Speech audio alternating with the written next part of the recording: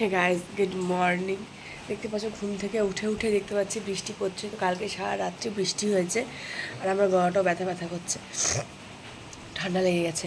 কালকে সারা রাত্রি বৃষ্টি, যখনই আমি 2:30 নাগাদ উঠি, একবার 4টে নাগাদ উঠি। আমার পুরুষ হয়তো 4:30 থেকে উঠে বসে আছে, ওর চোখে ঘুম নেই। হ্যাঁ, আর ও উঠে গেছে মানে আমিও উঠে পড়েছি, কিছু করার নেই।